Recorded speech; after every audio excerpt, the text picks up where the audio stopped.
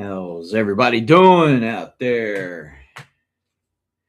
Yeah, I got a disturbing video to just share with you briefly. I'm not going to take too long doing this, but I'm guessing I'm just going to record this. So let me get my eyeballs on because I can't really see without them. All right.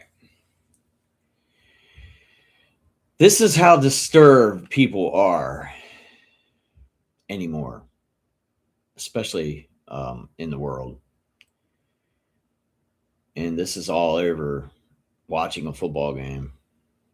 And apparently he wanted to continue to watch TV and got into an argument with his wife and I guess a stepdaughter.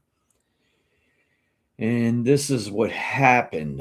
Here, let me share this with you. I'm going to share a screen.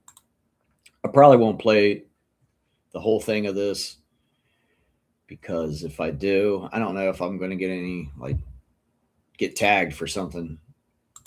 I mean, I'm only playing, clips of it. But here, let me share. I'm going to put this video on. Sheriff Jason Kenney, who's 47, is married to Crystal Kenney. And Jason's been drinking during the evening. And he's watching his football team, the 49ers, play football. Well, they're having a good night. They're winning. In fact, they won big.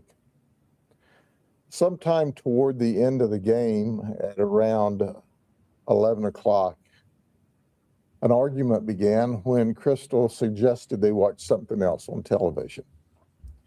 And the argument got really heated. Crystal told her 12-year-old son to go to call 911. So the 12-year-old flees to the neighbor's house in order to dial 911. And as he's leaving the house, he hears a gunshot. Deputies arrive in less than 5 minutes of the call for service. And when we enter the house, we see that Crystal Kenney, the wife of Jason, is shot in the head and dead.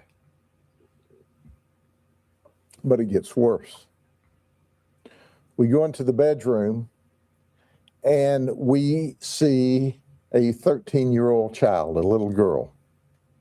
She shot twice. She shot in the shoulder and she shot in the face. We later learned the bullet in the face hit her on the bridge of the nose, went straight up and out the top of her head. She is alive and critical, but stable at Lakeland Regional Health. And now, folks, that's a miracle. I mean, if this kid makes it through this, God has other things in store for this kid. That's totally a miracle to get shot in the face and it goes straight out from the top of her head. And I mean, she's talking, I hear, responding to people. She's awake. This is it's devastating news over a game because he couldn't watch the rest of something. I guess either the game or he wanted to watch more TV, but that's what the argument was over. But let's get back to this and he'll explain. Is alert and talking. That's a Christmas miracle. Jason shot her twice and intended to kill her. He didn't, however, shoot his biological child, thank God, who was 1 year old and in a crib. He shot his stepdaughter. He didn't get a chance to shoot his stepson who had run to dial 911. Jason then jumps into his vehicle and flees the scene just prior to deputies arriving. Oh, it gets good. He is going toward Lake Wells. He calls his sister in upstate New York. But to himself. And he says, I've done something very, very bad. Very bad. I did something terrible. And this is the last time you'll ever talk to me. You'll see me on the news, but I am not going to jail. I'm not going to jail for the rest of my life. So he goes to his father's house, which apparently is currently in probate. His father's deceased, and there's a friend staying there. When he gets to the house, he immediately goes into a shed. Deputies now are tracking Jason. We set up a perimeter and start yelling for Jason to come out of this shed, which is adjacent to the home. And the deputies hear a single gunshot. When we make entrance into the shed, we find that Jason has shot himself in the forehead, and he too is deceased. I want you to think about this a minute. As the investigations unfolded during the night, and we're still in the preliminary stages, and as I always say when we talk soon, whatever we give you today is subject to modification. We found a note that at some time in the past Crystal wrote, and it was open, where she told Jason, you know, you're drinking, you're using cocaine again. This is not the way the family should be. You need God. Crystal, by the way, goes to church every Sunday. We don't know when she wrote the note. It's not dated. There's no time. There's no indication, but it was open. So did she write it as they argued earlier in the evening, or had it been some period of time? We can't determine that. We also were able to talk to the 12-year-old, our Christmas miracle. She said, I begged him, don't shoot me, don't shoot me, don't shoot me, and he shot me anyway. Wow. This is things that are never supposed to happen. Nope. And certainly we are all very, very happy that our little 13-year-old girl is, from every indication, going to survive and thrive. But the investigation's still underway. But this is a family disturbance that apparently had gone on for some time. We talked to another family member, and that family member said, oh, he's been beating on her for a while. So we've checked our records to see if we received any calls at the residence, and we have not. He has never been arrested for domestic violence. But bottom line is, 3 days before Christmas, he shot and To all the ladies out there, if you're getting beat by your husband or significant other, you have to say something. You can't go, or you're going to end up like this. So it's very disturbing with people today. There's a lot of people out there who need some,